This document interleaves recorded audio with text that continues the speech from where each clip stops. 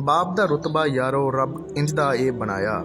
ਬਾਪ ਦਾ ਰੁਤਬਾ ਯਾਰੋ ਰੱਬ ਇੰਜ ਦਾ ਇਹ ਬਣਾਇਆ, ਜਿਵੇਂ ਤਪਦੀ ਧੁੱਪ ਵਿੱਚ ਸਾਵੇ ਰੁੱਖ ਦਾ ਸਾਇਆ।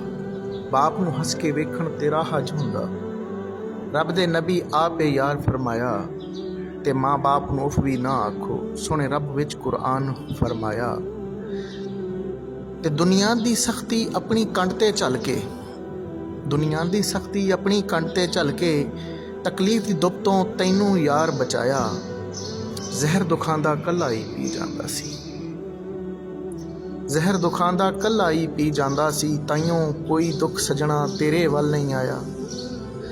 ਬਾਪ ਤੋਂ ਵੱਧ ਪੁੱਤਰ ਦਾ ਕੋਈ ਯਾਰ ਨਹੀਂ ਹੁੰਦਾ, ਬਾਪ ਤੋਂ ਵੱਧ ਪੁੱਤਰ ਦਾ ਕੋਈ ਯਾਰ ਨਹੀਂ ਹੁੰਦਾ।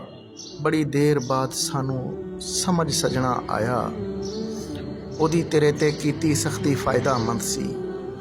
ਉਦੋਂ ਨਹੀਂ ਪਤਾ ਲੱਗਿਆ, ਅੱਜ ਸਮਝ ਇਹ ਆਇਆ।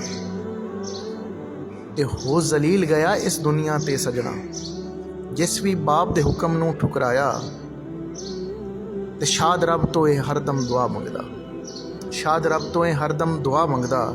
ਸਲਾਮਤ ਰੱਖੇ ਸਭ ਦੇ ਸਿਰ ਤੇ ਬਾਪ ਦਾ ਸਾਇਆ, ਸਲਾਮਤ ਰੱਖੇ ਸਭ ਦੇ ਸਿਰ ਤੇ ਬਾਪ ਦਾ ਸਾਇਆ।